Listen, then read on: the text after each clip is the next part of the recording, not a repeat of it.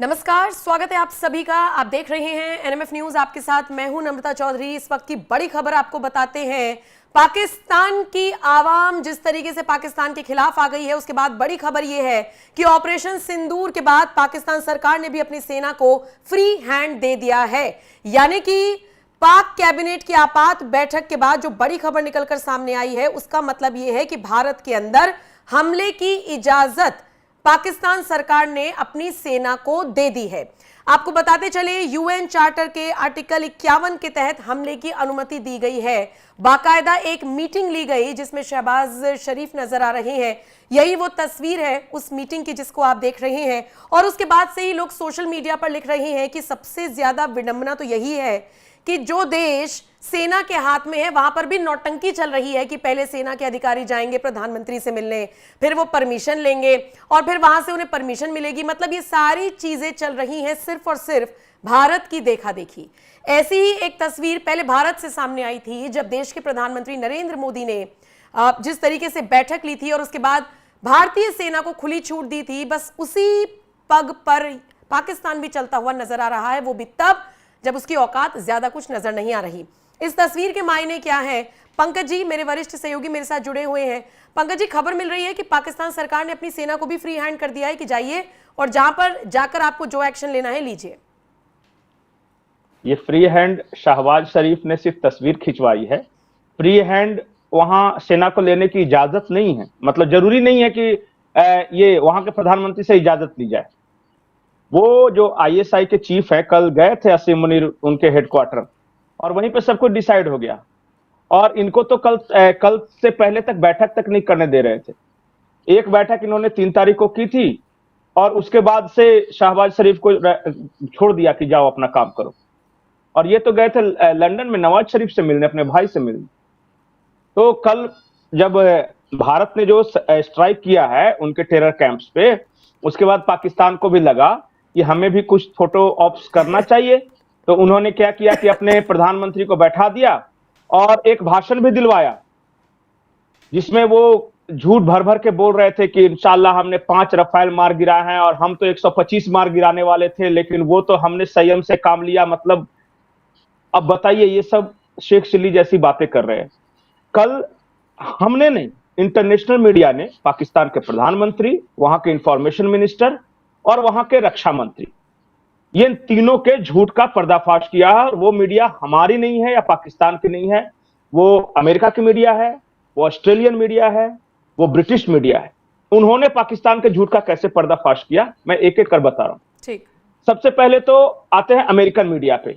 ये पाकिस्तानी दावा कर रहे थे कि हमने 5 रफाल मार के गिरा दिए। फ्रांस की ओर से स्टेटमेंट आया कि जहां तक हमारी जानकारी है, राफेल को मार गिराने की तकनीक तो पाकिस्तान के पास है ही नहीं, तो वो कैसे मार गिराएं। तो इंटरव्यू बकायदा हुआ वहां के रक्षा मंत्री का। सीएनएन ने पूछा कि आपने दावा किया है कि 5 रफेल मार गिराए, तो उन्होंने कहा हाँ हमने गिराए हैं। तो उस एंकर ने पूछा कि सबूत कुछ है? बोला सोशल मीडिया देख लीजिए। वो बोली किस आदमी को बैठा लिया यार, सोशल मीडिया देख लें, वहां के रक्षा मंत्री के पास कुछ नहीं है, बस ऐसे ही संसद में बोल रहे हैं अपने लोगों को। कुछ तो होंगे, एक टुकड़ा होगा।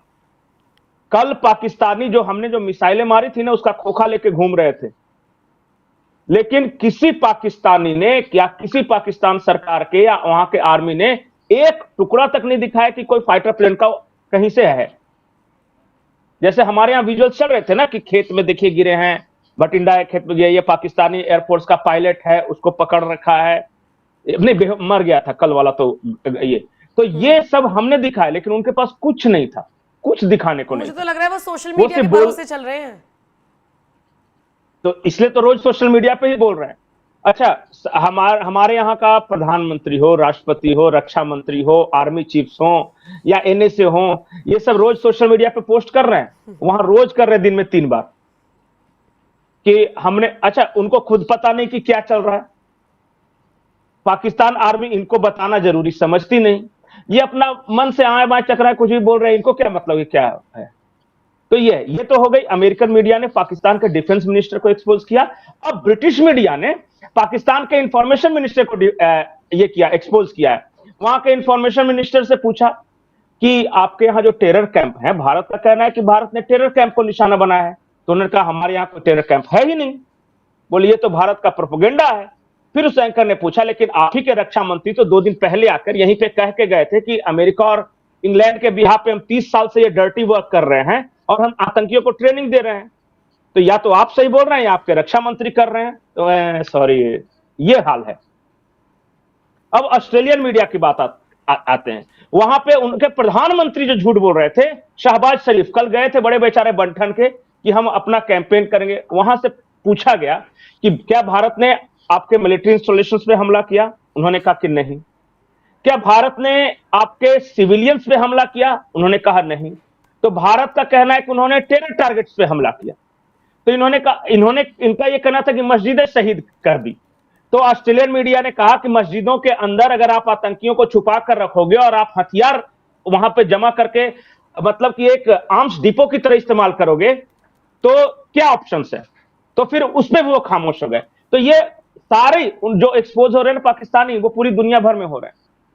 सिर्फ एक चाइना का मीडिया ये है जो कि अपनी टेक्नोलॉजी को बचाने के लिए कह रहा है कि नहीं भाई हमारा J-10 नहीं गिर सकता, हमारा J-17 नहीं गिर सकता। इसके अलावा कुछ नहीं कह रहा है। उसको पाकिस्तान की फिक्र नहीं है। उसको फिक्र यह है कि हमारे फाइटर प्लेन्स अगर इस तरह ताश के पत्ते की तरह तो गिरते रहे तो कल खरीदेगा कौन उनको? इनको बेचना है ना। तो वो पाकिस्तान के बारे में चिंतित नहीं है, वो चिंतित है अपनी टेक्नोलॉजी के बारे में। अब बताइए, उनका एयर डिफेंस टेक्नोलॉजी ऐसा था कि भारत की मिसाइलें जाकर गिर गई बहावलपुर में। यहां से पता है भारतीय बॉर्डर से बहावलपुर की कितनी दूरी है? राजस्थान बॉर्डर सबसे नजदीक है 430 किलोमीटर, और जहां से हमने फायर किया था वो 500 से ज्यादा है।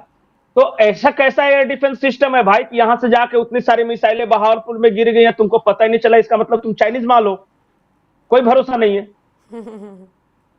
हाँ, वहीं से खरीदा है ना, चाइना से ही खरीदा है ना अपना एयर डिफेंस। ना उनका रडार पकड़ पाता है। और आज की बात नहीं है, मैं 4-5 ऐसे हादसे बता सकता हूं कि जो पाकिस्तान के जो रडार थे या उनका एयर डिफेंस सिस्टम कुछ नहीं कर सका। 2 हेलीकॉप्टर अफगानिस्तान से उड़ के आते हैं और उनके आर्मी कंटेनमेंट एरिया के ठीक बगल के एबोटाबाद में ऑपरेशन करते हैं, बम वम सब मारते हैं, हथगोला करते हैं और उसकी लाश को भी उठाकर ले जाते हैं। इनको पता ही नहीं चलता किस नींद में सोए हुए हैं। ईरान का एक फाइटर प्लेन आता है, इनके इलाके में बमबारी करता है, इनका रडार सिस्टम कुछ पकड़ ही नहीं पाता।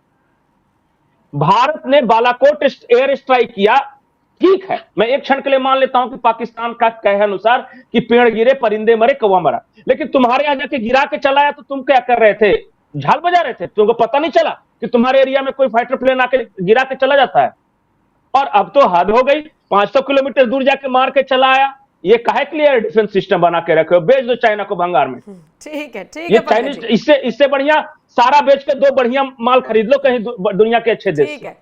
तो ये तस्वीर एक सामने आई जिसके बाद से ही पाकिस्तानी मीडिया तो यही बताने की कोशिश कर रहा है कि जी पाकिस्तानी सेना को भी फ्री हैंड कर दिया गया है। लेकिन दूसरी तरफ बार बार पाकिस्तान से बयानबाजी ये भी हो रही है कि अगर भारत नरम पड़ जाए तो हम युद्ध रोकने के लिए तैयार हैं, हम भी नरम पड़ जाएंगे। मतलब खिसियानी बिल्ली खंबा नोचे, बस की आपके कुछ हो नहीं रहा है, पाम नरम पड़ जाएं। बोलिए। नहीं, पाकिस्तानी पत्रकार गाली दे रहे हैं असीम मुनीर को। मैं 3-4 बड़े पत्रकारों के ट्वीट्स आपको भेजता हूं और वो कह रहे हैं कि यार बड़ी बेइज्जती करवा ली, तुम चूहे हो, अपने होल्स में वापस आ जाओ, तुम कुछ तुम्हारे बस का है नहीं, तुम बस यहां अपने ही लोगों पे लाठीचार्ज करने लायक हो, इसके अलावा तुम्हारी कोई औकात नहीं। और एक मैं पाकिस्तान के वॉरहेड्स के बारे में बता रहा था, तो एक पेंटागन के हवाले से खबर आई, वहां एक यूक्रेन के स्पाई हैं पेंटागन में, उन्होंने MI16 जो ब्रिटिश जासूसी एजेंसी है ना, उसको एक खबर दी कि पाकिस्तान अपने न्यूक्लियर वॉरहेड्स बेचने की कोशिश कर रहा है टर्की को या ईरान को। और उसी में यह खबर थी कि उन्होंने तालिबान को ऑफर दिया था। तो तालिबान ने यह कहा कि हमें पता है तुम्हारे न्यूक्लियर वॉरहेड्स के बारे में हमसे बेहतर कोई नहीं जानता है, उसमें चाइनीज इक्विपमेंट्स लगे हुए हैं, वो फायर करेंगे, अपने यहां ही फट जाएंगे, कोई भरोसा नहीं है, तो रहने दो। मतलब उनका जो ये न्यूक्लियर की धमकी देते हैं वो भी दुश्मन देश में जाके गिरेंगे या बीच रास्ते में इन्हीं के यहां गिर जाएंगे, बीच में कोई ठिकाना नहीं है। तो ये हाल है पाकिस्तान का। और इसलिए वहां के जो संजीदा लोग हैं, जो बड़े पत्रकार हैं, वो कह रहे हैं कि भैया अब जो हुआ से हुआ, 2-4 बार मार खा चुके हो, एक बार नीचे से सर्जिकल स्ट्राइक किया, एक बार बालाकोट में, और अभी तो बड़ी बड़ी बातें बंद करो और चुपचाप अपने अपने ये बैरक में लौट जाओ। और असीम मुनीर को लिटरली नाम लेके गाली दे रहे हैं वहां के लोग। चलिए ठीक है पंकज जी, इसी के साथ इस वीडियो में विराम लगाते हैं, यहीं पर रुकते हैं। बाकी दर्शकों के ऊपर छोड़कर जा रहे हैं कि आपका इस खबर पर क्या कुछ कहना है, कमेंट करके हमें जरूर बताइएगा। नमस्कार।